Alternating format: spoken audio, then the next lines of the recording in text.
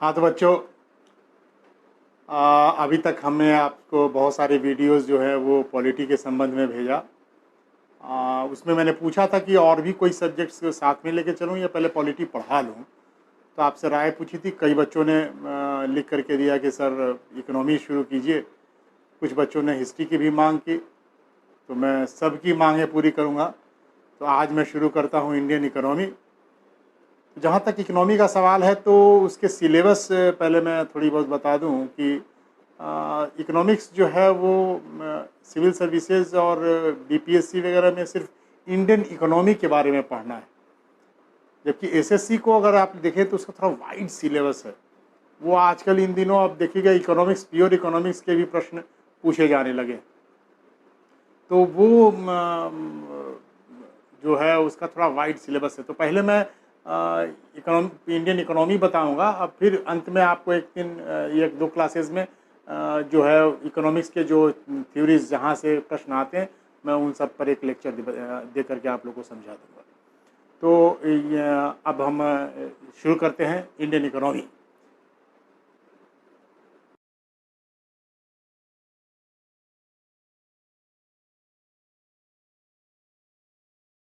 Economics की जो पहली बातें होंगी वो पहले उसका एक डिफिनीशन, दो तीन डिफिनीशन हम लोग ले लें, उसके बाद तब धीरे हम उन सब मुद्दों पर आएंगे जो इकोनॉमिक्स को विस्तार से पढ़ेंगे। सबसे पहले हम लोग इकोनॉमिक्स के डिफिनीशन पे आते हैं।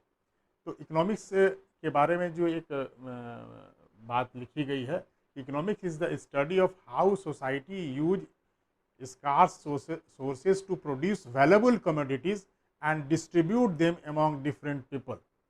ये जो प्रश्न, ये जो परिभाषा है, इस परिभाषा के अंतर्गत में तीन बातें आती हैं।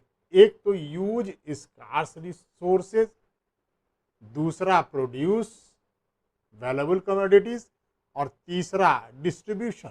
ये तीन चीजें हैं। आप कहें कि हमारे पास किसी भी देश के पास एक सीमित संसाधन होता है, उस सीमित संसाधन का आप जो संसाधन जितने भी उपलब्ध हैं उसका डिस्ट्रीब्यूशन उचित तरीके से करना, उसको प्रोडक्ट जो हमारा जो कच्चा माल है उसको फिनिश गुड्स में कन्वर्ट करना, उसको उपयोगी बनाना और फिर उसको जनता में वितरण करना, यही इकोनॉमिक्स। अब यूज स्कार्स रिसोर्सेज, जैसे हम आप एक इसके साथ समझाएं आपको, जैसे क्रूड ऑयल, ठीक है। इस क्रूड ऑयल का यूज जो स्कार्स रिसोर्सेज है, इसके सीमित संसाधन है, इसके पास जो सोर्स है आपके पास वो सीमित है। अब इसका प्रोडक्शन करता है, प्रोड्यूसर जो है वो क्या करता है, प्रोडक्शन करता है, और प्रोडक्शन करके उसका क्या होता है, डिस्ट्रीब्यूशन होता है। किसमें, फ्यूल्स में। फ्यूल्स में इसका डिस्ट्रीब्यूशन होता है। अब पेट्रोल के रूप में और डीजल के रूप में इसका उपयोग करते हैं हम लोग। तो ये जो चीजें हैं, ये सीमित संसाधनों का उचित वितरण करने वाला कौन होता है, प्रोड्यूसर के कंट्रोल कौन करता है, सरकार। सरकार भी प्रोड्यूसर हो सकती है, प्राइवेट सेक्टर भी हो सकते हैं, वो इकोनॉमिक्स का अलग पार्ट हुआ।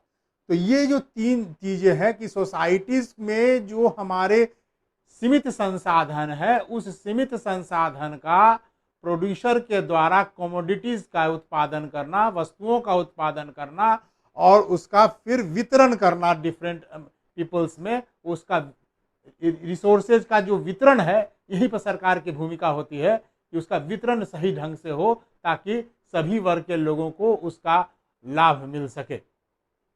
ये इकोनॉमिक्स की एक परिभाषा हुई। अब हम दूसरे परिभाषा पे आते हैं। अब आइए दूसरी जो परिभाषा हमारी है, इकोनॉमिक्स स्टडीज हाउ इंडिविजुअल्स, क्या है, इंडिविजुअल्स। उसके बाद क्या है दूसरा, फर्म्स, तीसरा government and other organization. Other organization में तमाम चीज़ें, एनजीओ वगैरह सभी आ जाती हैं, सब इकोनॉमिक्स के अंतर्गत आते हैं, सब इकोनॉमिक एक्टिविटीज़ भी कर रहे हैं। तो इकोनॉमिक्स स्टडीज हाउ इंडिविजुअल्स, एक व्यक्ति के स्तर पर, व्यक्ति का सबसे जो इकोनॉमिक्स का जो सबसे पहला एस्पेक्ट सही होता है व्यक्ति। यही व्यक्ति के अंदर में जो इच्छाएं उत्पन्न होती है, वांट्स, इच्छा, अब वो इच्छा नीड में बदलती, आवश्यकता में बदलती है। जब पैसा उसके पास आता है, सरप्लस पैसा आता है, इच्छाएं जो है पूर्ति का साधन उसके पास उपलब्ध हुआ, वही नीड में कन्वर्ट होता है। मैं बाद में आगे कभी बढ़ाऊंगा, इच्छाएं जो है कभी आवश्यकताएं में बदलती हैं। तो इच्छा के अंदर उत्पन्न हुआ है, ये इंडिविजुअल जब तक उसके अंदर में इच्छा उत्पन्न नहीं होगी वो नीड में कन्वर्ट नहीं होगा।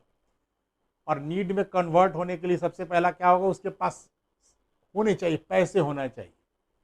और ये पैसे जो पैदे कैसे होंगे, गवर्नमेंट उसको एम्प्लॉयमेंट जनरेट करेगी, उसको देगी, संसाधन उपलब्ध कराएगी। अब उस पर उस संसाधन से वो पैसा कमाएगा, पैसे कमाएगा तो उसकी परचेजिंग पावर बढ़ेगी, यानी कि डिमांड पैदा होगा।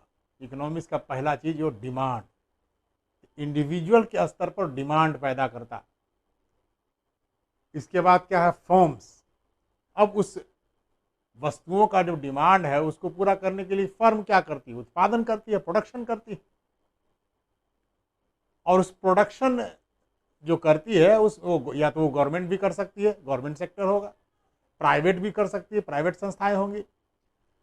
तो उसके बाद गवर्नमेंट आएगी, गवर्नमेंट नीतियां बनाती है कि हाँ अब गवर्नमेंट की नीतियां क्या होगी, अब गवर्नमेंट की नीतियां होंगी कि इसका मूल्य क्या हो, मार्केट में मूल्य उसका क्या हो, उसका प्राइस क्या हो। अब इसी पर आता है कि गवर्नमेंट किस प्रकार की नीतियां अपनाती है। मैं बताऊंगा, तो वो कैपिटलिज्म, सोशलिज्म, मिक्स्ड इकोनॉमी, ये सब के लिए अलग अलग है। तो गवर्नमेंट की अपनी जो पॉलिसीज़ होगी वो इसके अंतर्गत आएगी। और उसके बाद है अदर ऑर्गेनाइजेशन, और जितने भी ऑर्गेनाइजेशन हैं वर्ल्ड में इकोनॉमिक एक्टिविटीज़ के लिए भी बहुत सारे ऑर्गेनाइजेशन है, वर्ल्ड बैंक है, IMF है, ठीक है, ADB है, तमाम ऐसे ऑर्गेनाइजेशंस हैं जो अंतर्राष्ट्रीय स्तर पर भी जोड़ती है। और कुछ प्राइवेट जो भी अदर ऑर्गेनाइजेशंस हैं वो सब भी इकोनॉमिक एक्टिविटीज़ करती है। अदर ऑर्गेनाइजेशन में तमाम चीज़ें आ जाती हैं, उसमें बैंकिंग सेक्टर भी तमाम से सभी आ जाते हैं। Within our societies make choice, choice, यही चॉइस पैदा करना आपके अंदर में अल्टरनेट की चॉइसेस पैदा करती है। अब गवर्नमेंट कौन सी पॉलिसीज बनाती है, उसमें क्या चॉइस अपनाती है, वो अपने अकॉर्डिंग टू इकोनॉमिक एक्टिविटीज़ और अपनी नीतियों के अनुरूप बनाती है। जैसे आप वर्तमान सरकार है, अब वो नीतियां बना रही हैं कि अब रेल मंत्रालय के अंतर्गत में प्राइवेटाइजेशन को आगे बढ़ाना है, उसमें निवेश ज़्यादा करवाना है, प्राइवेट सेक्टर को आगे बढ़ाना है। तो ये पॉलिसीज़ वो तय कर रहे हैं। अब उसके क्या इम्पैक्ट होंगे वो सब पर हम आगे चर्चा करेंगे। तो वो उनका आवर सोसाइटीज मेक चॉइस हुआ। How choice determines a society use it resources. अब ये चॉइस हमारी इकोनॉमी के जो रिसोर्सेज हैं उसको किस प्रकार डिस्ट्रीब्यूट करती है सोसाइटीज के अंतर्गत में, गवर्नमेंट करती है ये काम कि आप बाजार आधारित अर्थव्यवस्था के सहारे सबको छोड़ दियो, या गवर्नमेंट ऐसी नीतियां अपनाए कि वीकर सेक्शंस के लिए संसाधनों का पहुंच वो बढ़े। सरकार की महत्ता होती है, यहीं पर सरकार का लोड शुरू होता है। आप देखें अभी जो सिचुएशंस है, पेंडेमिक सिचुएशंस में आप देखेंगे कि इमाइग्रेशन जितने व्यक्ति थे सब आ गए वापस। तो प्रवासी भारतीय जो विदेशों में रहते थे वो भी आ गए, और हमारे राज्यों के अंदर अलग अलग जो प्रवासी राज्य के कर्मी थे वो सब भी वापस आ गए, जितने भी थे श्रमिक, जितने वर्ग थे सभी आ गए। अब सबकी इकोनॉमी जो है इम्बैलेंस हो गई तमाम की। अब सरकार के पास है कि इनको कैसे नियोजित करें, कैसे काम दिलाएं कि इनका बेसिक नीड्स उत्पन्न हो। ठीक है, आज की तारीख में अगर देखें बड़ी विकट समस्या है, बहुत विकट समस्या है बेटा। अगर सरकार के ही आंकड़े लें तो सरकार ने कहा कि 80 करोड़ लोगों को वो भोजन मुहैया करा रही है। 80 करोड़, यानी हमारी जनसंख्या कितनी है, बताओ, 130 करोड़ से ऊपर, और 80 करोड़ को वो मुहैया करा रही है अनाज मुफ्त में। इसका मतलब क्या हुआ? यानी 80 करोड़ जनता यहाँ पे जिसको बेसिक नीड्स स्वयं से नहीं मिल पा रहे हैं, ये सरकार ही कह रही, उन्हीं के आंकड़े। प्रधानमंत्री ने कहा कि 80 करोड़ जनता को मैंने दिया, अनाज दिया, पहुंचाया। यानी 80 करोड़ जनता इस सिचुएशंस में अनाज खरीदने के काबिल भी नहीं थी 2-4 महीने। यानी इतनी परचेजिंग पैरिटी हमारे यहाँ है, इतनी परचेजिंग पावर पैरिटी, इसी को विषमता कहते हैं। गरीब बहुत गरीब होता जा रहा, अमीर बहुत अमीर होता जा रहा। अगर ये सिचुएशंस में सरकार की महत्ता यहीं पर आती है कि इनकी नीतियां इस प्रकार होनी चाहिए कि वीकर सेक्शंस को अप होने का मौका मिले। अगर उनको रोजगार के साधन उपलब्ध नहीं होंगे तो निश्चित रूप से ये खाई बढ़ेगी, और जैसे ही ये खाई बढ़ेगी वैसे ही लॉ एंड ऑर्डर सिचुएशन को संभालना मुश्किल होगा। तब आप देखें चोरी डकैती, आज देखिए आप कितनी बढ़ती चली जा रही, चोरी डकैती, आतंकवाद, नक्सलवाद, जितने आप वाद की परिभाषा के अंतर्गत में जो विकृत रूप है, जो विकृत रूप कहें, वैसे वाद हमेशा बुरा नहीं है, फिलॉसफी है वो, तो आप देखेंगे उसका जो विकृत रूप है वो आपको समाज के सम्मुख आने लगता है। तो ये बढ़ेंगे, ये हमारी इकोनॉमिक्स की एक परिभाषा हुई। अब हम इसके बाद आते हैं, अब जो तीसरी परिभाषा है, economics will come out with the theory of market. अब ये जो डिफिनेशन दी गई है, ये इकोनॉमिक्स और इकोनॉमी में क्या अंतर है उसको समझाया गया है इसमें। Economics will come out with the theory of market, employment etcetera. यानी कि इकोनॉमिक्स जो होता है वो थ्योरी पार्ट है, उसमें एक्टिविटीज़ की क्या थॉट्स हैं, जितने भी इकोनॉमिक्स हैं उसके एक्टिविटीज़ के संबंध में, इकोनॉमिक एक्टिविटीज़ के संबंध में क्या थॉट्स हैं वो इकोनॉमिक्स में दिए गए, और उसका इम्प्लीमेंटेशन यानी उसका एप्लीकेशन वो इकोनॉमी कहलाता है, जिसको हम लोग जैसे कैपिटलिज्म की क्या थ्योरी है और उसका एप्लीकेशन कोई गवर्नमेंट अपनाती है, कोई कंट्री अपनाती है तो कैपिटलिस्ट कहलाती है। सोशलिज्म के थॉट्स हैं, मार्क्स लेनिन के थॉट्स हैं, उसको अपनाने वाली जो कंट्री है वो उसके ऊपर चलती है, उसको हम लोग सोशलिस्ट इकोनॉमी कहते हैं, और जो दोनों के बीच में लेकर के चलता है उसको हम लोग मिक्स्ड इकोनॉमी कहते हैं। तो ये जो थॉट्स हैं, थ्योरीज हैं, ये इकोनॉमिक्स का पार्ट है, थ्योरी पार्ट है, और उसका एप्लीकेशन जो होता है उसको हम लोग इकोनॉमी कहते हैं। जैसे एक मान लो कि डिमोनेटाइजेशन, ठीक है, ये मॉनेटरी पॉलिसीज़ का डिमोनेटाइजेशन एक थ्योरी है कि जब आपके मनी मार्केट में ब्लैक मनी और उत्पन्न हो तो थोड़े थोड़े दिनों पर जो बड़ी मुद्राएं होती हैं उसको कैंसिल करके रद्द करके नई मुद्रा जारी की जाती है, इसको डिमोनेटाइजेशन कहते हैं, थ्योरी है, जिससे ब्लैक मनी खत्म होता है मार्केट में। लेकिन इसका एप्लीकेशन किसने किया? देखिए उठ के मोदी जी ने एक दिन कह दिया कि भाई 500 1000 के नोट समाप्त किए जाते हैं, तो वो एप्लीकेशन है, वो इंडियन इकोनॉमी का पार्ट है। तो आप लोग समझ गए इकोनॉमिक्स और इकोनॉमी में बेसिक डिफरेंस क्या है, इसलिए सजगता बरतिएगा, कहीं इकोनॉमिक्स और इंडियन इकोनॉमी अगर बोलते हैं आप, इकोनॉमी थोड़ा सा अंतर क्या है इकोनॉमिक्स में और इकोनॉमी में, वो एप्लीकेशन पार्ट है, ये थ्योरी पार्ट। अब हम उसके बाद आते हैं कि इकोनॉमिक्स जो है उसको दो भागों में बांटा गया है, माइक्रो इकोनॉमिक्स और मैक्रो इकोनॉमिक्स। माइक्रो और मैक्रो, माइक्रो और मैक्रो, इस दो पार्ट में बांटा गया इकोनॉमिक्स को। मैक्रो कहता है कि ये व्यष्टि और समष्टि दो शब्द हैं। माइक्रो जो है वो सूक्ष्म अर्थशास्त्र है, व्यष्टि अर्थशास्त्र है, और माइक्रो और मैक्रो जो है वो व्यष्टि अर्थशास्त्र है, समष्टि को साथ में लेकर चलता है, बहुत बड़े को साथ में लेकर चलता है। तो जो सूक्ष्म अर्थशास्त्र है, व्यष्टि अर्थशास्त्र है, उसको हम लोग माइक्रो कहते हैं। कहने का अर्थ ये है कि अगर किसी एक फर्म के बारे में आप जानकारी प्राप्त करना चाहते हो, किसी एक फर्म के बारे में, जैसे टाटा के बारे में, रिलायंस की एक के बारे में आप अध्ययन करना चाहते हो, तो ये माइक्रो के अंतर्गत अध्ययन करते हैं, सूक्ष्म है। और अगर आप मैक्रो कहते हो तो मैक्रो जो होता है वो पूरे व्यापक स्तर पर होता है। जैसे एम्प्लॉयमेंट के बारे में कोई नीतियां बनानी है, पूरे देश के एम्प्लॉयमेंट के बारे में आप चर्चा कर रहे हो, ये मैक्रो इकोनॉमिक्स हुआ। जब आप किसी राष्ट्रीय आय की चर्चा करते हो, नेशनल इनकम की चर्चा करते हो, तो ये जो हुआ ये मैक्रो इकोनॉमिक्स हुआ।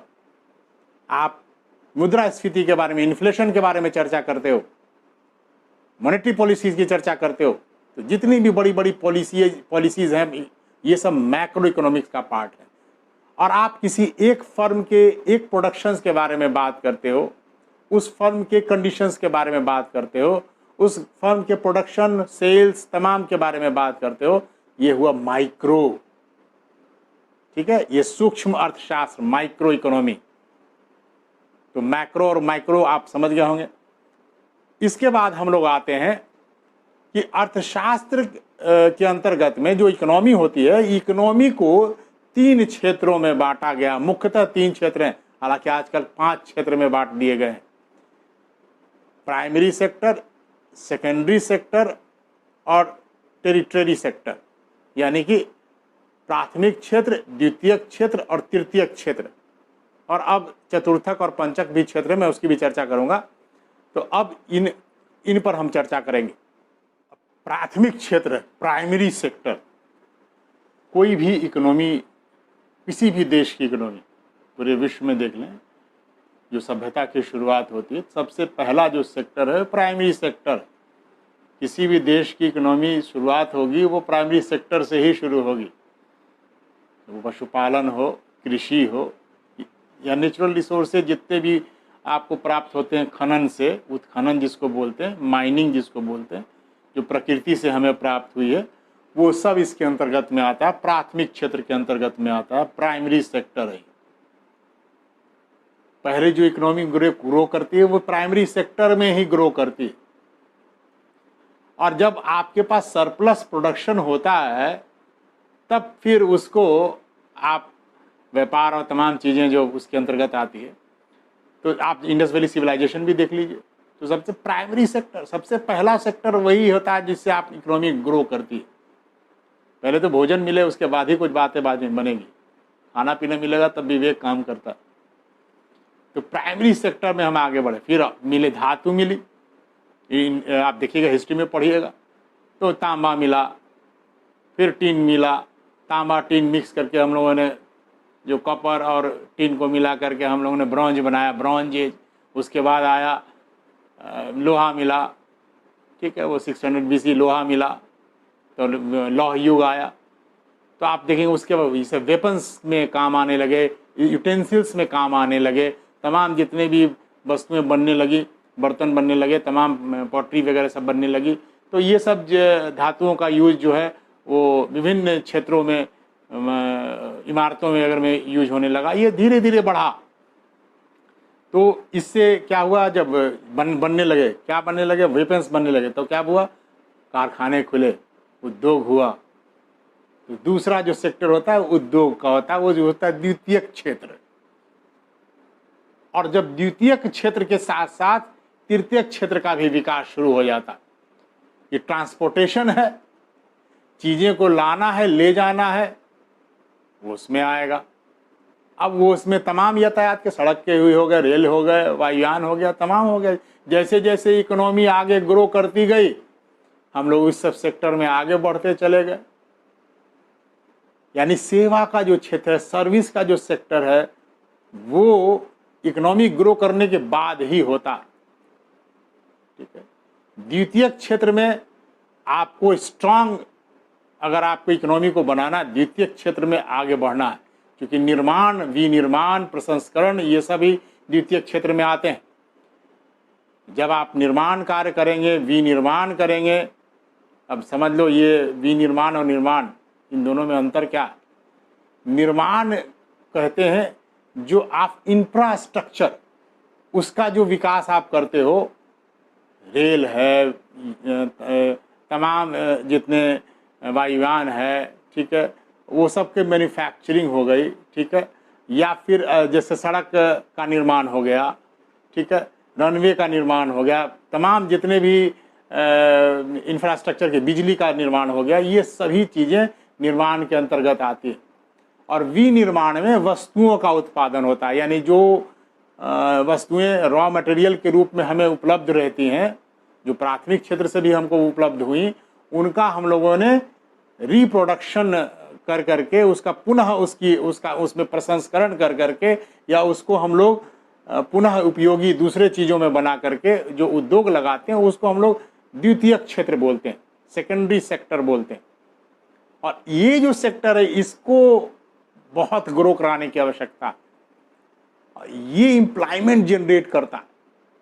आज जो विकट समस्या उत्पन्न हुई है, वो सबसे बड़ा यही उत्पन्न हुई है बेटा, कि हम लोग सेकेंडरी सेक्टर में आगे नहीं बढ़े हैं। लाख हमारे गवर्नमेंट्स जो है बहुत उपाय करी, make in India, made in India, तमाम करके, लेकिन इसमें हम लोग ग्रो नहीं कर पा रहे हैं। इसको ग्रो अगर कर लेते तो आज की स्थिति में भी हम अपने आप को बहुत अच्छे से संभाल पाते। सरकार को अभी बहुत मेहनत करनी पड़ रही, सेकेंडरी सेक्टर में ही आपको काम होगा। बिना सेकेंडरी सेक्टर को बढ़ाए हुए आप एम्प्लॉयमेंट जनरेट नहीं कर सकते हैं। हम लोग जंप लगाए, प्राथमिक सेक्टर से सीधे टेरिटरी सेक्टर की ओर आगे बढ़ गए, तृतीय क्षेत्र में ज़्यादा ग्रो किए, सेवा जो क्षेत्र है उसी में हम ज़्यादा ग्रो किए।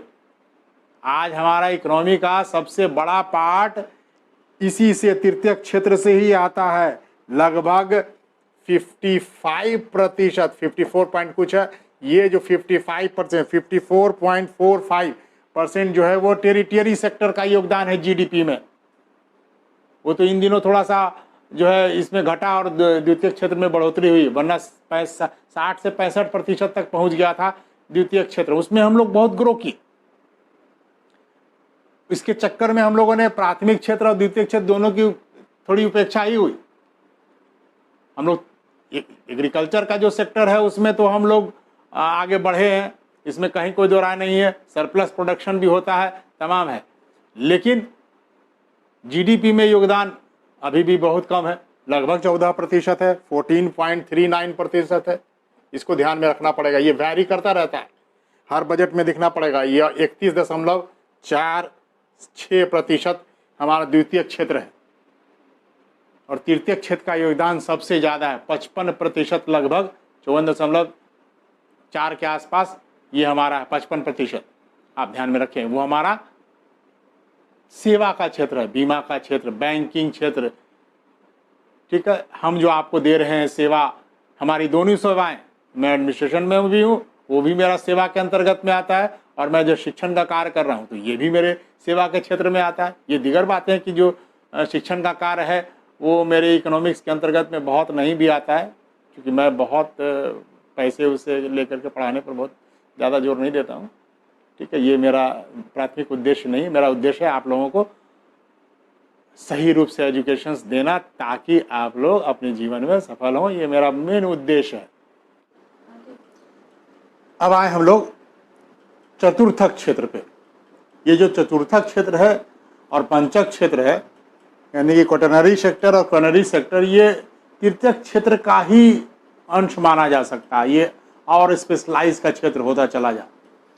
जो चतुर्थक क्षेत्र है, ज्ञान और बुद्धिजीवी, जो बुजुर्गा वर्ग है, जो पढ़ा लिखा वर्ग है, उस वर्ग को इसके अंतर्गत रखा जाता है। नॉलेजेबल वर्ग, ज्ञान और बुद्धिजीवियों का वर्ग, जो तकनीकी जानकारी रखता है, इसके अंदर जो टेक्निकल नॉलेज रखता है, उसको इसके अंतर्गत रखा जाता है। इसके अंतर्गत जैसे बहुत सारे जो शोध कार्य करते हैं, जो रिसर्च वर्क करते हैं, वो भी इसी के अंतर्गत आते हैं। वैसे लोग जो स्पेशलाइज्ड, जो नॉलेजेबल लोग हैं, सेवा देते हैं, जैसे आप देखेंगे जो ब्रॉड में कहीं हमारे आईटीएंस वगैरह जो जितने भी हैं, आईआईएम के लोग हैं, जो तकनीकी जानकारी और व्यावसायिक जो तकनीकी जानकारी रखते हैं, उन सब के लिए एक जो सेक्टर है जो कि सेवा का सेक्टर है, इससे बहुत पैसे आते हैं भारत सरकार को। ये जितने भी यूएस और यूके और फ्रांस और तमाम जगहों पे जो बच्चे रहते हैं, वे सब वहाँ से जो भेजते हैं पैसा, उससे सरकार को बहुत बड़ी आय प्राप्त होती है। और अभी देखिए इस सेक्टर में सबसे थोड़ी सी स्थिति भी नाजुक हुई है। अब जिसमें पैंडेमिक सिचुएशंस में सारे राष्ट्र की इकोनॉमी गड़बड़ हो गई है। अब सब राष्ट्र अपने देश के हितों को ध्यान में रख करके बहुत सारे प्रतिबंध लगा रखे। जैसे अमेरिका भी बहुत सारे वीज़ा, H1 वीज़ा जो है उस पर कड़ाई से नियम लागू कर रहा है। कई कंपनियां जो हैं अपने यहाँ से छटनी कर रही है। आप कुवैत से देखेंगे कि तो कुवैत भी ने अपने एक्ट बनाया है उसने भी, और वहाँ से कई कंपनियां जो हैं वापस भेज रही है भारतीयों को, आए भी हैं बहुत सारे लोग। तो ऐसे में भारत पर बहुत प्रेशर बनता चला जा रहा है। जो प्रवासी भारतीय थे वे सब वापस लौट कर आए हैं, तो इकोनॉमी पर बहुत ज़्यादा बर्डन है। इनको कैसे समायोजित किया जाए, ये बहुत बड़ा अभी प्रॉब्लम्स सरकार को झेलना पड़ रहा है। वैसे ही बेरोजगारी बहुत बढ़ी हुई थी, और इस दशाओं में इमिग्रेशन की वजह से आप देखेंगे कि बहुत प्रॉब्लम्स आ रहे हैं। तो ये जो सेक्टर है सेवा का क्षेत्र के अंतर्गत आने वाला चतुर्थक क्षेत्र ही है, जिसको इसके अंतर्गत रखा जाता है। और इसके बाद आता है पंचक क्षेत्र। ये जो क्षेत्र है जो इकोनॉमिक पॉलिसीज़ को बनाने वाले क्षेत्र हैं, लोग हैं, जो इकोनॉमिक्स लोग हैं, जो इकोनॉमिक की जानकारी रखने वाले लोग हैं, जो आर्थिक गतिविधियों के नियम को बनाने वाले लोग हैं, वे सब योजनाओं को बनाने वाले जो लोग हैं, सब इसके अंतर्गत आते हैं। उसको कहते हैं क्वेनरी सेक्टर, पंचक क्षेत्र। बहुत भारत में भी इकोनॉमी के क्षेत्र में योगदान देने वाले बहुत लोग हैं, बहुत जानकारी वाले लोग हैं। आप देखेंगे कि IMF में भी भारतीय अर्थशास्त्रियों का दबदबा रहा है। सब RBI के जो भूतपूर्व गवर्नर थे रघुराम राजन जी, IMF के चीफ एडवाइज़र के रूप में रहे थे। वो एक ऐसे अर्थशास्त्री थे जिन्होंने अभी भी योगदान दे रहे हैं। अभी भी वो विश्वविद्यालयों में पढ़ा रहे हैं, साथ साथ IMF के एडवाइज़र के रूप में भी काम किया उन्होंने। और अभी बहुत सारे ऐसे लोग हैं जो अर्थशास्त्री हैं जो योगदान दे रहे हैं। विश्व के तमाम इकोनॉमी में भारतीय अर्थशास्त्री अपना योगदान दे रहे हैं। तो ये जो क्षेत्र है वो पंचक क्षेत्र है। ये तृतीय क्षेत्र का ही उप विभाजित क्षेत्र कह सकते हैं। उसी में स्पेशलाइज क्षेत्र को बनाया गया। पंचक क्षेत्र, कुछ अर्थशास्त्री तृतीय क्षेत्र को दो भागों में बांट दिया। ये तृतीय क्षेत्र को बांट करके चतुर्थक क्षेत्र और पंचक क्षेत्र दो सेक्टरों में बांट दिया। तो ये हमारे सेक्टर्स हो गए इकोनॉमी के। इसके बाद हम आते हैं इकोनॉमी, कितने प्रकार की इकोनॉमी होती है। तो इसके भी अलग अलग आधारों पर इकोनॉमी को बांटा जाता है। मैं उस पर भी संक्षिप्त रूप से आपको जानकारी देता हूँ। अब जो वर्गीकरण है मैं एक एक करके उसके आधार पर आपको जानकारी दूंगा।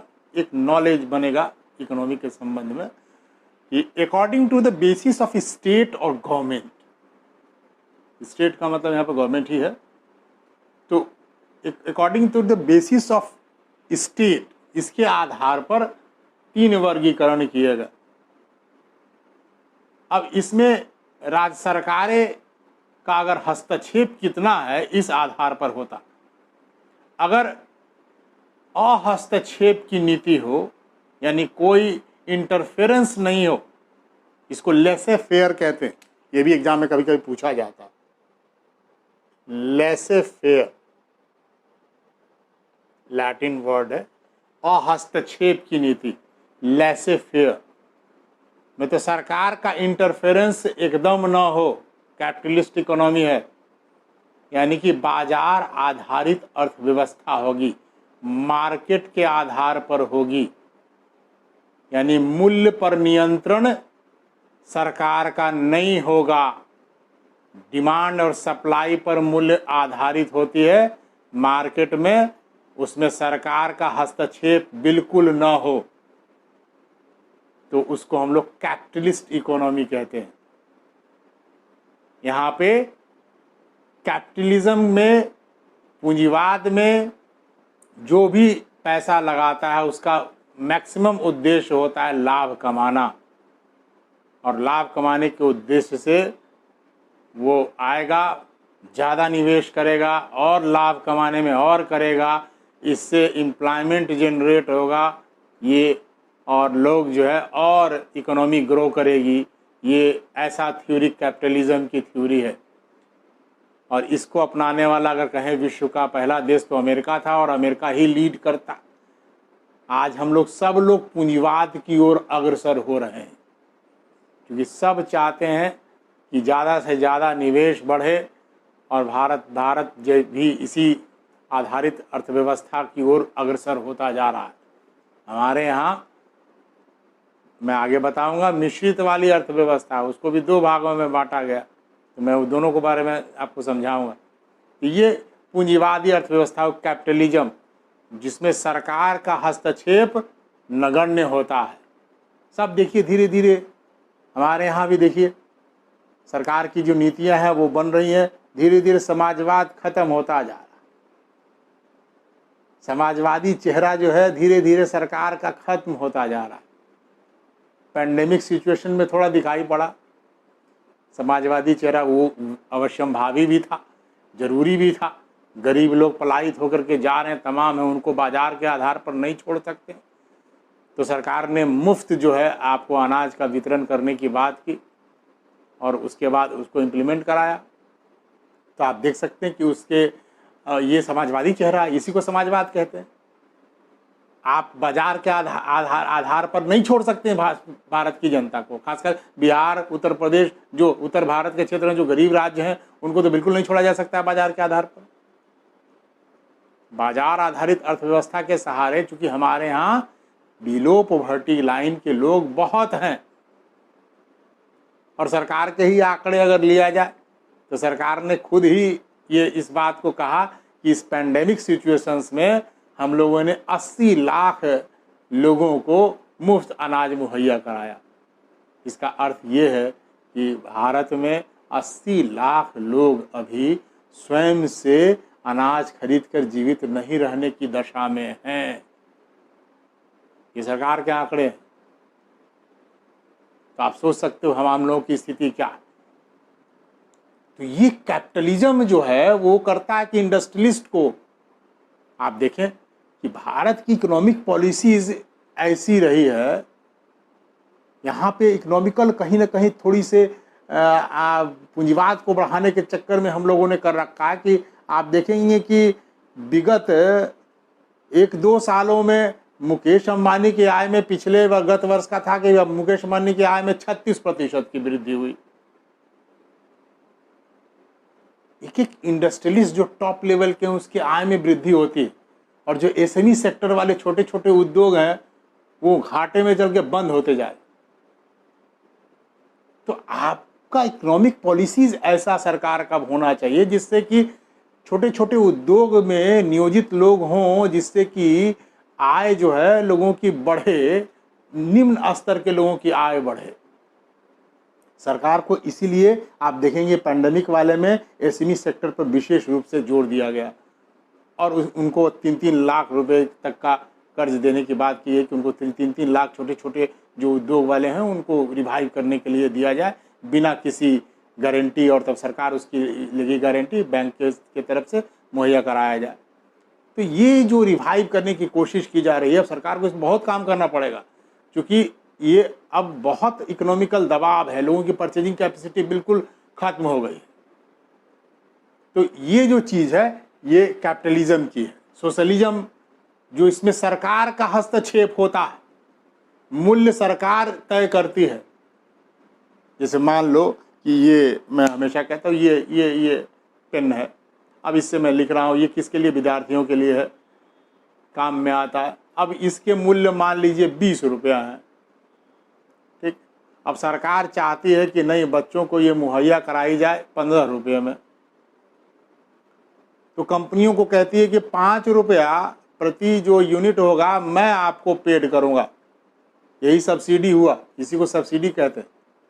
सब्सिडी का मतलब भी यही होता है, सरकार अपनी ओर से उसको पेड कर रही है। इससे उद्योगपतियों को घाटा नहीं है, सरकार उसको पेड कर रही है अपनी ओर से, सब्सिडी पेड कर रही है, यही सब्सिडी समाजवाद है। सब्सिडाइज मूल्य पर जो चीजें मुहैया कराई जाती है, ये समाजवादी चेहरा है। अगर चिकित्सा व्यवस्था है तो अभी देखिए तमाम कोविड के टेस्ट जो दिए जा रहे हैं, उसके किट के आप जब शुरू में देखिए कितने किट के दाम थे टेस्ट के, उसके बाद सरकार ने मूल्य तय किए, अभी तो सरकार के लिए 500 रुपये में टेस्ट हो जाएगी। तो ये यही समाजवाद चेहरा। अगर पूंजीवाद के जरिए छोड़ देंगे तो नर्सिंग होम जो प्राइवेट सेक्टर के लोग हैं वो तो अतिरिक्त बहुत उनका मूल्य होगा। तो चिकित्सा में जो प्राइवेट जो भी नर्सिंग होम है वो सब पूंजीवाद है, और सरकार के जितने अस्पताल हैं वो समाजवाद है। तो जो गरीब लोगों के लिए इसीलिए कहा जाता है इनकम टैक्स सरकार का समाजवादी चेहरा है। जो अमीर लोगों से, तमाम लोगों से, जो किस कैपेबल लोग हैं उनसे ये टैक्सेस वसूले जाते हैं और वो गरीबों के लिए अस्पताल और तमाम चीज़ों, विद्यालयों, इस सब में खर्च किए जाते हैं। यही यही समाजवाद। सरकार इसीलिए, सरकार की औचित्यता है। सरकार किस लिए है? इसीलिए है इक्वल डिस्ट्रीब्यूशंस करने के लिए, सोचता है कि डिस्ट्रीब्यूशंस हो, और वो यथासंभव कोशिश करती है कि डिस्ट्रीब्यूशन में बहुत पैरिटी नहीं हो। अगर ये कर पाती है सरकार तो सरकार का कहा जाता है ये सरकार बहुत सफल रही है। अगर करने में असफल रही, चूंकि जनसंख्या बहुत है और इसके लिए सरकार कोई योजनाएं बनाती है और उसको डिस्ट्रीब्यूशंस के में कहीं गड़बड़ियां आती हैं, नीतियों में गड़बड़ियां आती हैं, तो आलोचना के पात्र बनते हैं। तो इसमें सरकार को बड़ी सजगता बरतनी होती है। सरकार की औचित्यता भी इसीलिए राज्य के नीति निर्देशक तत्व में जो बातें लिखी गई हैं वो सब सरकार के कल्याणकारी तत्व होते हैं। सरकार को अपने वेलफेयर स्टेट को बनाने के लिए सरकार को ये इन सारी चीज़ों को करना होता है। यही है समाजवाद। और समाजवाद को लागू करने वाला देश कौन था? रूस। ठीक है, ये सबसे पहला देश रूस था। अभी आप कहें तो समाजवादी वाली अब रूस भी नहीं उतना रह गई है, लेकिन फिर भी है। और अगर आप कहें तो अब वर्तमान में कोई उत्तर कोरिया है, क्यूबा है, उन सब पर सरकार का बहुत नियंत्रण है। वो सब देशों में अभी भी उसी प्रवृत्ति के हैं। और जो तीसरा है वो है मिक्स्ड इकोनॉमी, जिसमें राज्य भी अपनी भूमिका निभाता है और कुछ सेक्टरों में पूंजीवाद पर भी आधारित है, जहाँ पे कैपिटलिस्ट अपनी भूमिका निभाते हैं। दोनों है मिक्स्ड इकोनॉमी, सरकार भी है, पूंजीवाद भी है। हमारी इकोनॉमी मिक्स्ड इकोनॉमी है। और इसको अपनाने वाला पहला देश कौन था? फ्रांस था। और इसको आगे बढ़ा, इस कॉन्सेप्ट को आगे बढ़ाने वाला पहला अर्थशास्त्री कौन था? तो ब्रिटेन का अर्थशास्त्री जॉन मेनार्ड केन्स, जिन्होंने इस विचारधारा को बहुत आगे बढ़ाया, कॉन्सेप्ट दिया। हम लोग भी उसी चीज़ को अपनाते हैं। हाँ, मैंने कहा था कि इसको दो भाग में बांटा गया। एक, अब जो पूंजीवादी की ओर झुकाव देने वाला बैलेंस जो है वो अब किधर की ओर रहा। पहले हम लोग बहुत ज़्यादा समाजवादी प्रवृत्ति के थे, पूंजीवाद कम था। आप देखेंगे प्रथम पंचवर्षीय योजना, उस समय प्रथम पंचवर्षीय योजना में एग्रीकल्चर पर जोर दिया गया। द्वितीय पंचवर्षीय योजना, आप देखेंगे द्वितीय पंचवर्षीय योजना जब आई तो हम लोगों ने पूंजीवाद पर विशेष रूप से बल दिया, भूमिका निभाई कि पूंजी निवेश करना है। तमाम सरकारों ने भी अपने फैक्ट्रियां स्थापित की और पूंजी लगवाया। तमाम हमारे जो टाटा बिरला हैं सब लोगों ने पूंजी का निवेश बहुत किया और हेवी इंडस्ट्रीज़ की स्थापना की। तो आप देखेंगे कि अब जो दौर आया है ये तो 90 के दशक के बाद हम लोगों ने जो एलपीजी की व्यवस्था की, एलपीजी मतलब लिबरलाइजेशन, प्राइवेटाइजेशन और ग्लोबलाइजेशन। प्राइवेटाइजेशन मतलब, लिबरलाइजेशन मतलब उदारीकरण, पी से प्राइवेटाइजेशन निजीकरण, और जी से ग्लोबलाइजेशन वैश्वीकरण। उदारीकरण होता का मतलब क्या है कि पहले क्या होता था कि हम लोगों के यहाँ किसी भी बाहरी मुल्क से जो कोई निवेश करना चाहता या अपनी फैक्ट्री लगाना चाहता था, बड़ा मुश्किलात होती है। लगभग 65 तरह के फॉर्म उसको भरने और नो ऑब्जेक्शंस लेने पड़ते हैं हर एक विभागों से। कोई अपना नहीं लगा पाता जल्दी फैक्ट्रियाँ, क्योंकि लाइसेंसिंग व्यवस्था थी। इसको धीरे धीरे कम करते करते आज तक 3 क्षेत्रों में लाइसेंस वाली व्यवस्था बच के रह गई है। अब सरकार वो भी चाहती है कि वो धीरे धीरे खत्म हो, वरना 3 ही सेक्टर बचे थे जो सार्वजनिक क्षेत्र के लिए आरक्षित हैं, बाकी सब में विदेशी निवेश करना। अब तो 100% सब में विदेशी निवेश हो गए। ठीक है, तो आप देखेंगे कि निजीकरण की ओर, निजीकरण आधारित या निजीकरण झुकाव की ओर वाली समाजवादी अर्थव्यवस्था, यानी कि पूंजीवादी झुकाव वाली समाजवादी अर्थव्यवस्था, इसी को हम लोग मिक्स्ड इकोनॉमी में जो कहते हैं, उसमें भी झुकाव है। ज़्यादा झुकाव पूंजीवाद की ओर बढ़ता चला जा रहा है, हम लोग उसी ओर बढ़ते चले जा रहे हैं। ठीक है, हो सकता है एक समय ऐसा आएगा, चूंकि भारत ऐसी जनसंख्या वाले देश में ऐसा मुश्किलात है कि सरकार के हस्तक्षेप की नीति बहुत कम रह जाएगी, तो बड़ा मुश्किलात होगी, चूंकि लॉ एंड ऑर्डर सिचुएशन संभालना मुश्किल हो जाएगा, गरीबों की संख्या बहुत बढ़ जाएगी। ठीक है, मैं और सतही रूप में आपको समझाऊं, पूंजीवाद, रेलवे को लूँ तो जो मेट्रो रेल है वो पूंजीवाद दिखाई पड़ता है। आप देखिए मेट्रो रेल में कभी जाइए, तमाम स्वचालित सब चीज़ें होंगी, प्लेटफॉर्म पे आपको ऐसा कोई भी व्यक्ति दिखाई नहीं पड़ेगा, गरीब वो व्यक्ति जो कि मेट्रो रेल में आपको प्लेटफॉर्म पर घूमता हुआ नज़र आएगा। और जो हमारे भारतीय जो तमाम गवर्नमेंट सेक्टर के आधार पर जो भी हमारे रेलवे प्लेटफॉर्म्स हैं, जो स्टेशंस हैं, उस पर आप देखिए भिखमंगा, तमाम गरीब लोग, कई लोगों के घर प्लेटफॉर्म ही होते हैं, उसी प्लेटफॉर्म पर वो सोता है, उसी प्लेटफॉर्म पर भीख मांगता वहीं रहता। यही समाजवादी चेहरा, आश्रय स्थल है उसके। अब जब पूंजीवाद की ओर अग्रसर हो रहा, सबको प्राइवेटाइज करने जा रहे हैं, कई 18 को तो प्रथम चरण में, कई ऐसे 108 को अभी और रेलवे के 150 तो रेलवे को रूट्स को दे दिए गए, और करीब 108 स्टेशंस को और दिया जा रहा। तो ये लगभग सभी स्टेशनों को धीरे धीरे, जो बहुत मेट्रो सिटीज वाले स्टेशन उसको धीरे धीरे प्राइवेट सेक्टर को दिया जा रहा है। कि उसके पहले तो दिया गया, आप देखेंगे स्वास्थ्य वाला सेक्टर को ध्यान में रखते हुए जो सफाई चीज़ें हैं, सफाई वाला चीज़ दिया गया, और अब धीरे धीरे आप देखेंगे कि हर एक सेक्टर को दिया जा रहा। आप निजी के लिए जितने रेलें चलेंगी, अब केवल ड्राइवर और जो गार्ड होंगे वो सरकार के होंगे, बाकी तमाम चीज़ों के लिए निजीकरण की व्यवस्था कर दी गई। तो अब जो रेल चलेंगे वो 150 रेल वो निजीकरण कर दिए जा रहे हैं, वो जल्द ही चलेगी।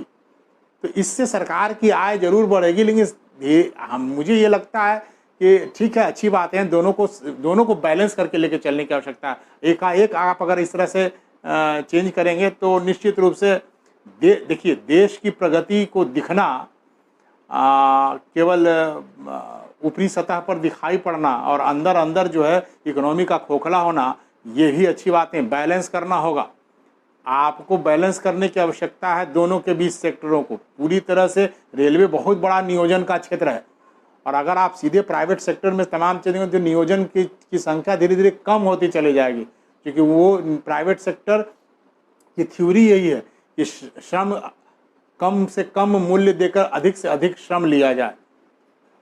तो इससे एक्सप्लॉयटेशंस बढ़ेंगे, असंतोष बढ़ेगा, और कई प्रकार के अन्य सामाजिक समस्याएं उत्पन्न होंगी। तो इसको भी ध्यान में रखना, बैलेंस करके लेके चलना इकोनॉमी को। तो ये जो थी, ये 3 बातें, ये हमारी इकोनॉमी जो according to the basis of the state, इसके आधार पर हुई। अब मैं अगले बेसिस को लाता हूँ, जो कि विकास की रणनीति के आधार पर है, डेवलपमेंट स्ट्रैटेजी के आधार पर है। दूसरा जो बेसिस है क्या है, according to the basis of strategy of development. Development की स्ट्रैटेजी क्या होगी, उस आधार पर रणनीति, विकास की रणनीति क्या होगी। सरकार अपनी रणनीति बनाती है, वो किस आधार पर होगी, planned economy, non planned economy. Bharat सहित तमाम जितने भी देश हैं, अधिकांश देशों की इकोनॉमी अब प्लान्ड इकोनॉमी ही होती है। प्लानिंग के दशा, हम लोग प्लानिंग करके ही, हम लोगों ने 1950 में प्लानिंग को अपनाया, प्लानिंग कमीशन योजना आयोग बनाया। अब योजना आयोग की जगह नीति आयोग है, लेकिन उसमें भी ये प्लानिंग ही करनी है। पहले जिसके पास मिनिमम रिसोर्सेज होंगे तो वो अपने रिसोर्सेज का का उपयोग राज्य इस प्रकार करता है कि उसको मैक्सिमम जो है संतुष्टि प्राप्त हो लोगों को, इसलिए प्लान करनी पड़ती है कि स्ट्रैटेजी क्या होगी हमारी इकोनॉमी की। वहीं पर रणनीतिक गलती अगर होती है, चूक होती है, तो कई तरह के आप राजनीतिक, सामाजिक, आर्थिक सब तरह के प्रॉब्लम्स उत्पन्न होते हैं। इसलिए डेवलपमेंट की जो रणनीति है वो प्रायर बननी चाहिए और इकोनॉमिक्स उसी के अनुसार अपनी स्ट्रैटेजी तय करता है। जैसे हम लोग को आज़ादी मिली तो पहली बार जो सबसे बड़ा वर्ग था कौन था? कृषक वर्ग था, जिसने आंदोलन में बड़ी भूमिका निभाई थी, और हमारी 86% जनसंख्या जो थी वो कृषि पर ही निर्भर करती थी। अब देखिए उस सेक्टर को संतुष्ट करना था, इसलिए पहली पंचवर्षीय योजना में कृषि क्षेत्र पर विशेष बल दिया गया, और जितनी भी बड़ी बड़ी परियोजनाएं हैं, भाखड़ा नंगल बांध परियोजना, तमाम जितनी भी सिंचाई परियोजना है, वो सब प्रथम पंचवर्षीय योजना के दौरान ही निर्मित की गई। नेहरू जी उस पर ही विशेष रूप से उन्होंने बल दिया। और जब दूसरी पंचवर्ष देखिए, एग्रीकल्चर सेक्टर को जब सेटिस्फाइड कर लिया, कुछ संतुष्ट हो गए, तो देखा कि इन्होंने कि जब इकोनॉमी तब तक ग्रो नहीं कर सकती है जब तक आप हेवी इंडस्ट्री की स्थापना नहीं करें, खासकर लौह इस्पात उद्योग को ना आगे बढ़ाएं, तो भवन निर्माण, सड़क निर्माण, तमाम जो सेक्टर है वो उसके बगैर नहीं हो पाएंगे। छड़ बनेगा ही नहीं, कैसे लौह इस्पात नहीं बढ़ेगा तो कंस्ट्रक्शंस के काम नहीं हो पाएंगे। इसलिए देखते हैं आप, मशीनीकरण का युग शुरू होता। और सेकेंड 5 ईयर प्लान में, प्लानिंग देखो, प्लान बता रहा हूँ, सेकेंड 5 ईयर प्लान में वहाँ पर उन्होंने उस पर जोर दिया। बड़ी विरोध हुआ, बहुत विरोध हुआ। आप देखेंगे इकोनॉमी में जब जब कोई स्विच ओवर करती है, आज भी देखिए मोदी जी इकोनॉमी को की ओर स्विच ओवर कर रहे हैं, थोड़ा ज़्यादा जा रहे हैं पूंजीवाद की ओर, आलोचना होती रहती है, बहुत लोग आलोचना करते रहते हैं। तो जब उस समय भी बहुत हुई, जितने भी वर्ग थे, मजदूर वर्ग थे, बहुत ज़्यादा मजदूर वर्ग थे, अब सब मशीनों का विरोध कर रहे थे कि मशीन नहीं लगनी चाहिए, तमाम हो रही, इसे मशीन आएंगे तो श्रमिक को विस्थापित कर देंगे। मैं जब भी पढ़ाता हूँ मैं उसका उदाहरण देता हूँ। देखिएगा उसी दशक में, वो उसी समय देखिएंगे आप, बनी फिल्म नया दौर, दिलीप कुमार साहब की है। अब तो अच्छे आप लोग इस प्रकार के पिक्चर पुरानी नहीं देखते, लेकिन मैं रिकमेंड करता हूँ कि नया दौर देखिए। आप नया दौर पिक्चर देखेंगे, उस नया दौर के पिक्चर में यही है, नया दौर बदल रहा। उसमें भी दिलीप कुमार साहब जो है, दोनों के बीच में गांव में जो है ट्रक आता है, तो घोड़ा बग्घी वाले जितने लोग हैं, वो जो मीन्स है इस ट्रांसपोर्ट है, वो प्रभावित होने लगा। माल ढुलाई या तमाम चीज़ जो घोड़े पर हुआ करती थी वो नहीं होने लगी। तो फिर ये सीसी द्वंद्व होता है कि गांव में कौन रहेगा। जो जमींदार का बेटा है वो लेकर के आता है ट्रक, और उसके बाद दिखाया जाता है, दोनों के बीच में दौड़ होती है, शर्त रखा जाता है। हीरो जो है वो बग्घी चलाते हैं, और वो जो जमींदार के बेटे हैं वो जीवन साहब बने, वो ट्रक चलवाते हैं, दोनों के बीच में दौड़ होती है। तो देखेंगे कि आप श्रम को प्रधानता दिखाइए। भारत में श्रम को, श्रम आधारित अर्थव्यवस्था, इस बात को जीत के तौर पर दिखाया गया उसमें। और उसमें दिखाया गया कि लोग पहाड़ को काट कर करके 15 दिनों में, 20 दिनों में, तिथि मुझे याद है, वो 15-20 दिन लगते हैं, वो पूरा एक नया शॉर्टकट रोड बनाते हैं जिससे कि वो पहुंच सके उस रोड से। उसी में गाना है जो बहुत महत्वपूर्ण, बहुत मशहूर हुआ, साथी हाथ बढ़ाना साथी रे, एक अकेला थक जाएगा मिलकर बोझ उठाना। वो जो है देखते हैं वो साथी हाथ बढ़ाना, वो वही सड़क निर्माण की बातें। और उसमें देखिए उस पिक्चर में कथाकार ने क्या किया, उसमें घोड़ा बग्घी को यानी श्रम को जीतता हुआ दिखाया गया, मशीन को हारता हुआ दिखाया गया। लेकिन उसके एंड में जो हीरो हैं उन्होंने जो बातें कही, यही नेहरू जी के सेकेंड 5 ईयर प्लान के थॉट्स हैं। उन्होंने कहा, हीरो कहते हैं दिलीप कुमार साहब कि ना बाबू ना, हमको मशीनों से कोई विरोध ना है, मशीनें भी रहें और हम भी रहें, और दोनों मिलकर इस देश का विकास करें। ये नेहरू जी के थॉट्स हैं कि मशीनीकरण को विरोध मत कीजिए, दोनों को मिलकर, श्रम और मशीनें दोनों मिलकर इस देश का विकास करेंगे। और आगे चलकर हुआ भी, विकसित भी हुए। तो ये जो प्लान था, ये योजनाएं हैं, योजनाबद्ध दृष्टिकोण से हम लोग आगे बढ़ते हैं। आज जो है आप देखेंगे तो नीति आयोग अपने 3 वर्षीय योजनाएं, 7 वर्षीय योजनाएं और 15 वर्षीय योजनाओं को लेकर के अपनी रणनीति को लेकर के आया है। तो ये रणनीति जो है ये मोदी जी के थॉट्स हैं कि योजना आयोग, इस पर चर्चा मैं बाद में करूँगा, अगले जब चैप्टर पढ़ाऊँगा योजना उसमें चर्चा करूँगा। तो ये हमारा हुआ basis of development, strategy of development पर आधारित। अब जो है according to the basis of stages of development, यानी कि विकास की जो अवस्थाएं हैं उसके आधार पर, स्टेज के आधार पर हम लोग हमेशा बोलते रहते हैं डेवलप्ड इकोनॉमी है, डेवलपिंग कंट्री है, अंडर डेवलप्ड कंट्री है, ठीक है।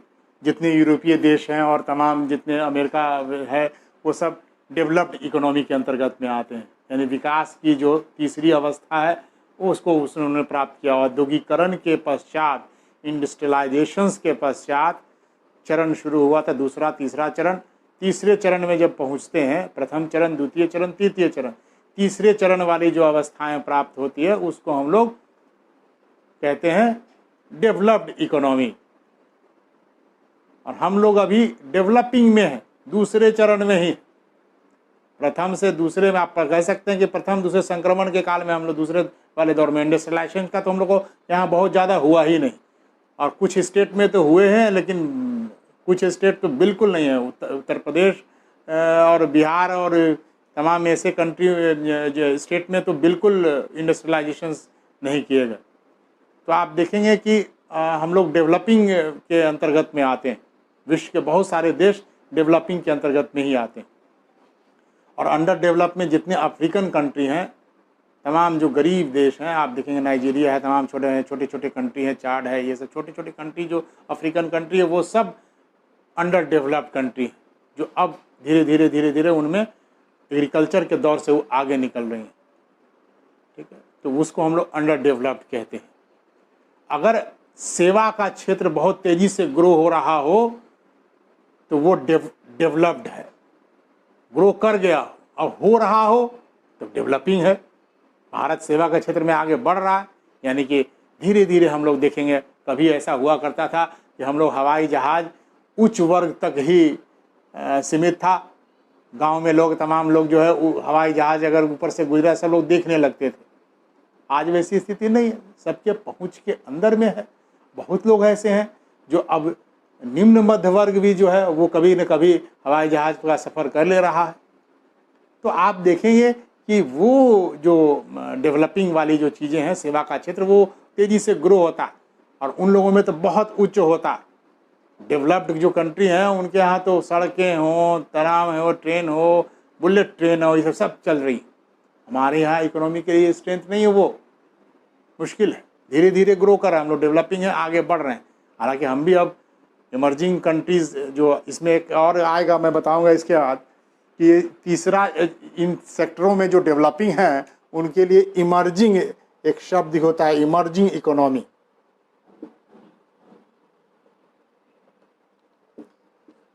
उभरती अर्थव्यवस्था वाला देश चाइना है, इंडिया है, ब्राज़ील है, ये सब जितनी कंट्री इमर्जिंग इकोनॉमी है, बहुत तेज़ी से आगे बढ़ रही है। तो ये जो इमर्जिंग इकोनॉमी है डेवलपिंग का ही है। अब दूसरी बात है कि आजकल अमेरिका ने, ट्रम्प साहब ने एक दिन कहा कि भाई अब हम तमाम चीज़ों पर, उन्हें WHO हो और तमाम जैसे वैश्विक जो पर्यावरण संस्थाएं हैं उन सब से उन्होंने वापस अपने को सदस्यता छीन लिए। कहा हम अब वापस ले लिया। उन्होंने कहा कि मैं अब उनके सदस्य नहीं रहूँगा, क्योंकि उनमें उनको पैसा देना पड़ता था। और वो कहें कि मेरे पास अपनी इकोनॉमी मेरी ठीक नहीं है, मैं भी विकासशील देश हूँ। उन्होंने कहा मैं विकसित देश नहीं। तो उन्होंने ऐसा इसलिए कहा क्योंकि उसको पैसा देना पड़ता था। अब वो पैसा देना नहीं चाहते हैं, अपनी इकोनॉमी को और ज़्यादा स्ट्रॉन्ग करना चाहते हैं।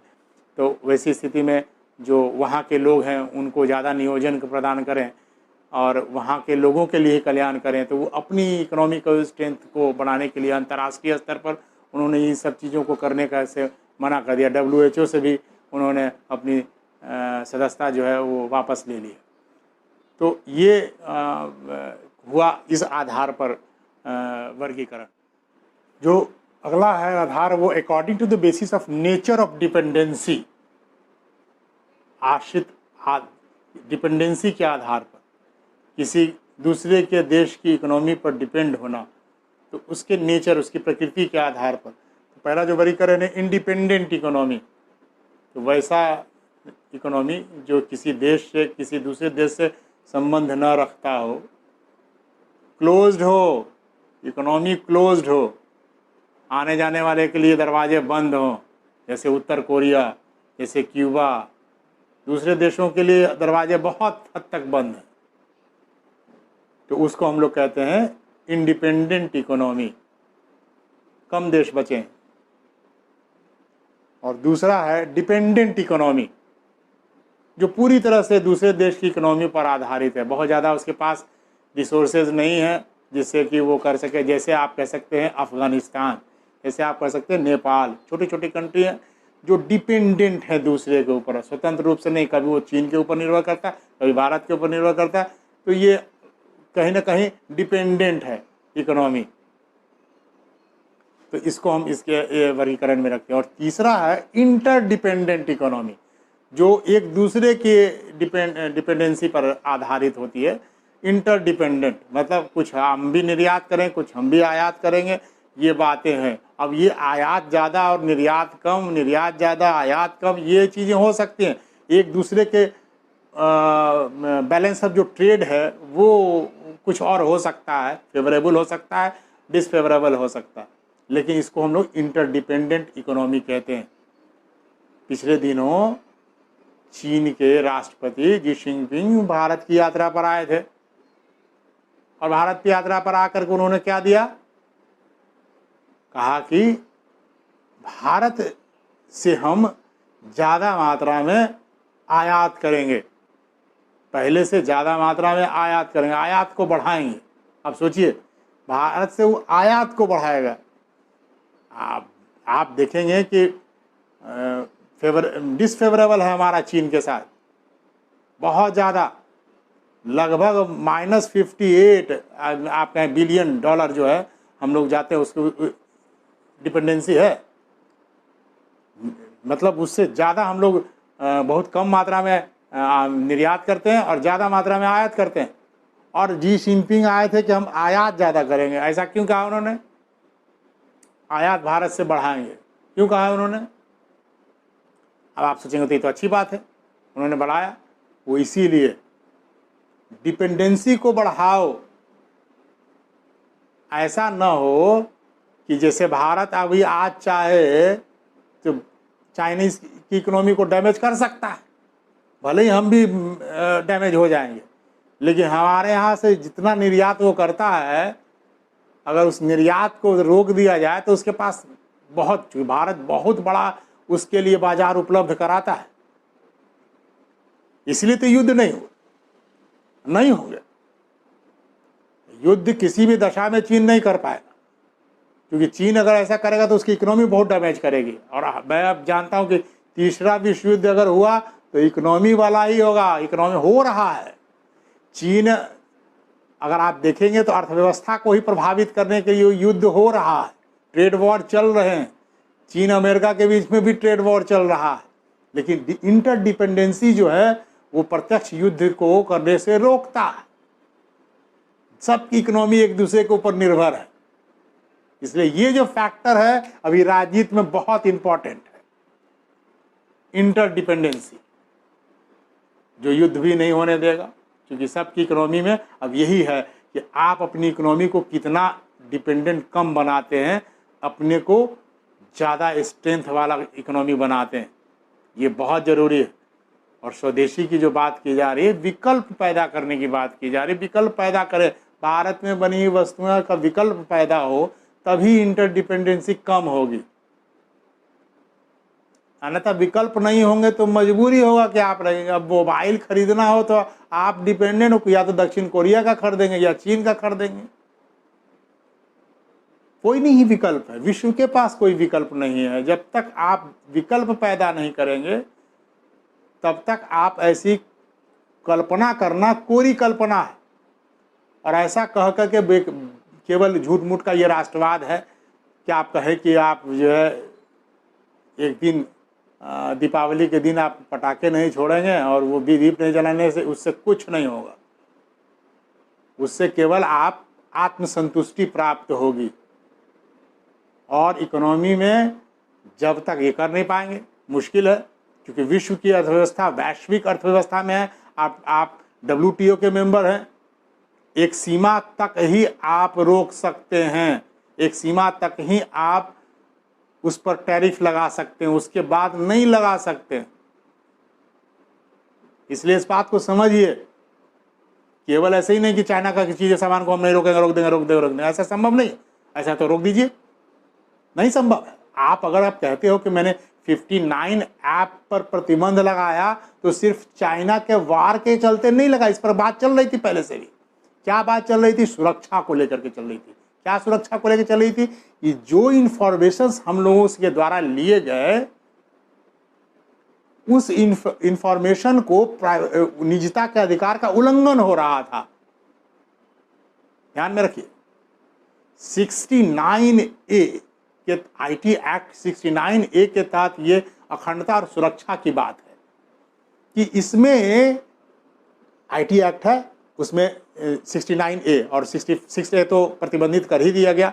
तो ये निजता के अधिकार का उल्लंघन है, यानी कि उस साइबर सुरक्षा का मामला आया कि ये जो ऐप है हमसे जो इंफॉर्मेशन लेता है वो उससे पूछा गया, उस कंपनियों के ये से कि सरकार ने पूछा कि क्या ये डाटा सुरक्षित रह पाएगा, उस पर वो जवाब नहीं दे पाए, इसलिए इन्होंने इस ऐप पर प्रतिबंध लगाया। ये कहिए कि जिस समय इस कार्यक्रम हो रहा था उसी समय ये प्रतिबंध लगा, ये दूसरी बात। लेकिन आप ये कहकर नहीं लगा सकते हैं कि मैं आपको इकोनॉमी को डैमेज करने के लिए लगा रहा हूं, ऐसा नहीं हो सकता। सरकार ऐसा काम नहीं कर सकती। सरकार ये कर सकती है कि जो चाइनीज सामान है उसके विकल्प पैदा करे, और आपके पास आपको मोटिवेट कर सकती है कि आप चाइना के जगह स्वदेशी सामानों को खरीदें। ये तरीका हो सकता है। तो जब तक विकल्प नहीं आएंगे तब तक ये कल्पना करना कि चाइनीज सामानों का मार्केट से चला जाएगा, ये संभव नहीं। ठीक है, तो ये इस बात को ध्यान में रखना। तो ये जो चीज़ें हैं आर्ट इंटरडिपेंडेंस इकोनॉमी को आप समझ गए होंगे, और मैं बाद में फिर लगातार आपको समझाता ही रहूँगा। मुझे लगता है कि ये टर्म आप समझ गए होंगे, टर्म को समझना जरूरी। जो अगला है आधार, वो according to the basis of nature of dependency, आश्रित डिपेंडेंसी के आधार पर किसी दूसरे के देश की इकोनॉमी पर डिपेंड होना, तो उसके नेचर, उसकी प्रकृति के आधार पर। तो पहला जो वर्गीकरण है इंडिपेंडेंट इकोनॉमी, तो वैसा इकोनॉमी जो किसी देश से किसी दूसरे देश से संबंध न रखता हो, क्लोज्ड हो, इकोनॉमी क्लोज्ड हो, आने जाने वाले के लिए दरवाजे बंद हों, जैसे उत्तर कोरिया, जैसे क्यूबा, दूसरे देशों के लिए दरवाजे बहुत हद तक बंद हैं, तो उसको हम लोग कहते हैं इंडिपेंडेंट इकोनॉमी, कम देश बचे। और दूसरा है डिपेंडेंट इकोनॉमी, जो पूरी तरह से दूसरे देश की इकोनॉमी पर आधारित है, बहुत ज़्यादा उसके पास रिसोर्सेज नहीं है जिससे कि वो कर सके। जैसे आप कह सकते हैं अफ़गानिस्तान, जैसे आप कह सकते हैं नेपाल, छोटी छोटी कंट्री हैं जो डिपेंडेंट है दूसरे के ऊपर, स्वतंत्र रूप से नहीं। कभी वो चीन के ऊपर निर्भर करता है, कभी भारत के ऊपर निर्भर करता है, तो ये कहीं ना कहीं डिपेंडेंट है इकोनॉमी। तो इसको हम इसके वर्गीकरण में रखते हैं। और तीसरा है इंटरडिपेंडेंट इकोनॉमी, जो एक दूसरे के डिपेंडेंसी पर आधारित होती है। इंटरडिपेंडेंट मतलब कुछ हम भी निर्यात करें, कुछ हम भी आयात करेंगे, ये बातें हैं। अब ये आयात ज़्यादा और निर्यात कम, निर्यात ज़्यादा आयात कम, ये चीज़ें हो सकती हैं। एक दूसरे के बैलेंस ऑफ जो ट्रेड है वो कुछ और हो सकता है, फेवरेबल हो सकता है, डिसफेवरेबल हो सकता है, लेकिन इसको हम लोग इंटरडिपेंडेंट इकोनॉमी कहते हैं। पिछले दिनों चीन के राष्ट्रपति जी जिनपिंग भारत की यात्रा पर आए थे, और भारत की यात्रा पर आकर के उन्होंने क्या दिया, कहा कि भारत से हम ज़्यादा मात्रा में आयात करेंगे, पहले से ज़्यादा मात्रा में आयात करेंगे, आयात को बढ़ाएंगे। अब सोचिए, भारत से वो आयात को बढ़ाएगा। आप देखेंगे कि डिसफेवरेबल है हमारा चीन के साथ, बहुत ज़्यादा, लगभग -58 आप कहें बिलियन डॉलर जो है हम लोग जाते हैं, उसकी डिपेंडेंसी है। मतलब उससे ज़्यादा हम लोग बहुत कम मात्रा में निर्यात करते हैं और ज़्यादा मात्रा में आयात करते हैं। और जी जिनपिंग आए थे कि हम आयात ज़्यादा करेंगे। ऐसा क्यों कहा उन्होंने? आयात भारत से बढ़ाएंगे, क्यों कहा उन्होंने? अब आप सोचेंगे तो ये तो अच्छी बात है, उन्होंने बढ़ाया, वो इसीलिए डिपेंडेंसी को बढ़ाओ। ऐसा न हो कि जैसे भारत अभी आज चाहे तो चाइनीज़ की इकोनॉमी को डैमेज कर सकता है, भले ही हम भी डैमेज हो जाएंगे, लेकिन हमारे यहाँ से जितना निर्यात वो करता है, अगर उस निर्यात को रोक दिया जाए तो उसके पास भारत बहुत बड़ा उसके लिए बाजार उपलब्ध कराता है। इसलिए तो युद्ध नहीं होंगे। युद्ध किसी भी दशा में चीन नहीं कर पाएगा, क्योंकि चीन अगर ऐसा करेगा तो उसकी इकोनॉमी बहुत डैमेज करेगी। और मैं अब जानता हूं कि तीसरा विश्व युद्ध अगर हुआ तो इकोनॉमी वाला ही होगा। इकोनॉमी हो रहा है। चीन, अगर आप देखेंगे तो अर्थव्यवस्था को ही प्रभावित करने के लिए युद्ध हो रहा है, ट्रेड वॉर चल रहे हैं। चीन अमेरिका के बीच में भी ट्रेड वॉर चल रहा है, लेकिन इंटरडिपेंडेंसी जो है वो प्रत्यक्ष युद्ध को करने से रोकता है। सबकी इकोनॉमी एक दूसरे के ऊपर निर्भर है, इसलिए ये जो फैक्टर है अभी राजनीति में बहुत इंपॉर्टेंट है, इंटरडिपेंडेंसी, जो युद्ध भी नहीं होने देगा। क्योंकि सबकी इकोनॉमी में अब यही है कि आप अपनी इकोनॉमी को कितना डिपेंडेंट कम बनाते हैं, अपने को ज़्यादा स्ट्रेंथ वाला इकोनॉमी बनाते हैं, ये बहुत ज़रूरी है। और स्वदेशी की जो बात की जा रही है, विकल्प पैदा करने की बात की जा रही है। विकल्प पैदा करें, भारत में बनी हुई वस्तुओं का विकल्प पैदा हो, तभी इंटरडिपेंडेंसी कम होगी। अन्यथा विकल्प नहीं होंगे तो मजबूरी होगा कि आप रहेंगे। अब मोबाइल खरीदना हो तो आप डिपेंडेंट हो, या तो दक्षिण कोरिया का खरीदेंगे या चीन का खरीदेंगे। कोई नहीं विकल्प है, विश्व के पास कोई विकल्प नहीं है। जब तक आप विकल्प पैदा नहीं करेंगे तब तक आप ऐसी कल्पना करना कोरी कल्पना है। और ऐसा कह कर के केवल झूठ मूठ का ये राष्ट्रवाद है कि आप कहें कि आप जो है एक दिन दीपावली के दिन आप पटाखे नहीं छोड़ेंगे और वो दीप नहीं जलाने से उससे कुछ नहीं होगा। उससे केवल आप आत्मसंतुष्टि प्राप्त होगी। और इकोनॉमी में जब तक ये कर नहीं पाएंगे, मुश्किल है, क्योंकि विश्व की अर्थव्यवस्था वैश्विक अर्थव्यवस्था में है। आप WTO के मेंबर हैं। एक सीमा तक ही आप रोक सकते हैं, एक सीमा तक ही आप उस पर टैरिफ लगा सकते हैं, उसके बाद नहीं लगा सकते। इसलिए इस बात को समझिए, केवल ऐसे ही नहीं कि चाइना का किसी चीज़ सामान को हम नहीं रोकेंगे, रोक देंगे, ऐसा संभव नहीं। ऐसा तो रोक दीजिए, नहीं संभव है। आप अगर आप कहते हो कि मैंने 59 ऐप पर प्रतिबंध लगाया तो सिर्फ चाइना के वार के चलते नहीं लगा, इस पर बात चल रही थी पहले से भी। क्या बात चल रही थी? सुरक्षा को लेकर के चल रही थी। क्या सुरक्षा को लेकर चल रही थी? कि जो इंफॉर्मेशंस हम लोगों के द्वारा लिए गए, उस इंफॉर्मेशन को निजता के अधिकार का उल्लंघन हो रहा था। ध्यान में रखिए, 69A के IT एक्ट 69A के तहत ये अखंडता और सुरक्षा की बात है कि इसमें IT एक्ट है, उसमें 69A और 66A तो प्रतिबंधित कर ही दिया गया। तो ये निजता के अधिकार का उल्लंघन है। यानी कि उस साइबर सुरक्षा का मामला आया कि ये जो ऐप है हमसे जो इंफॉर्मेशन लेता है वो उससे पूछा गया, उस कंपनियों के ये से कि सरकार ने पूछा कि क्या ये डाटा सुरक्षित रह पाएगा, उस पर वो जवाब नहीं दे पाए। इसलिए इन्होंने इस ऐप पर प्रतिबंध लगाया। ये कहिए कि जिस समय इस कार्यक्रम हो रहा था उसी समय ये प्रतिबंध लगा, ये दूसरी बात। लेकिन आप ये कहकर नहीं लगा सकते हैं कि मैं आपको इकोनॉमी को डैमेज करने के लिए लगा रहा हूं। ऐसा नहीं हो सकता। सरकार ऐसा काम नहीं कर सकती। सरकार ये कर सकती है कि जो चाइनीज सामान है उसके विकल्प पैदा करे और आपके पास आपको मोटिवेट कर सकती है कि आप चाइना के जगह स्वदेशी सामानों को खरीदें।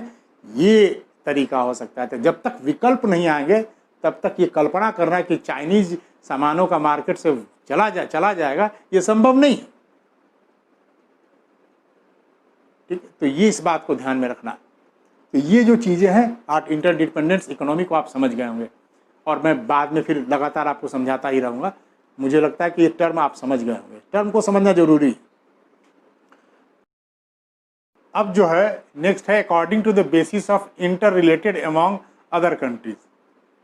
इसके साथ बताया रिलेशनशिप के आधार पर, उसी का है, उसी से निकला हुआ चीज़ है क्लोज्ड इकोनॉमी, बंद अर्थव्यवस्था।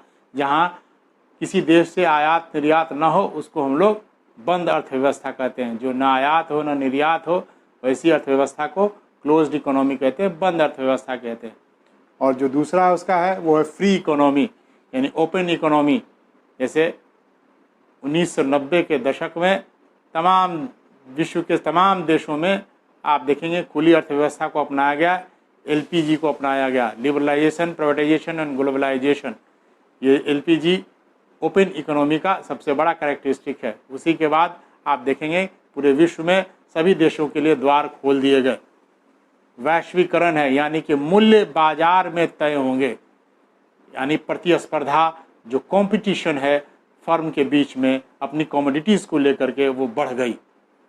पहले एकाध आता था डाबर लाल दंत मंजन, और अब देखिए कितने पेस्ट आ गए, पेप्सोडेंट, मेशवॉक, तमाम अदर कंट्रीज़ के भी आप देखेंगे टूथपेस्ट आ गए। इसी तरह आप देखेंगे हर एक कमोडिटीज़ का आपका इंटरनेशनल मार्केट के विकल्प आपके पास मौजूद है, और यही है स्ट्रैटेजी। इसीलिए आप कहेंगे इस इकोनॉमी में आप अपने सामान पर सब्सिडी नहीं दे सकते हैं, और सब्सिडी जो होता है इसी को रोकने के लिए तमाम व्यवस्थाएं की गई।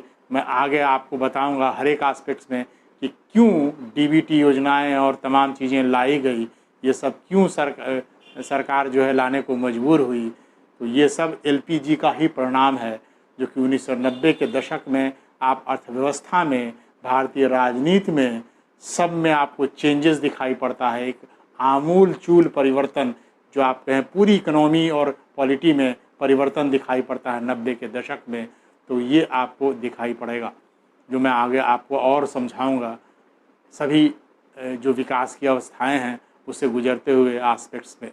तो ये जो पहला सेगमेंट जो इकोनॉमी होता क्या है उसको मैंने आपको समझाया, और अगले क्लासेस में हम आर्थिक विकास, आर्थिक समृद्धि, सतत विकास, इन तमाम विकास के जो थॉट्स हैं उन सब के बारे में आपको अवगत कराऊंगा। धन्यवाद।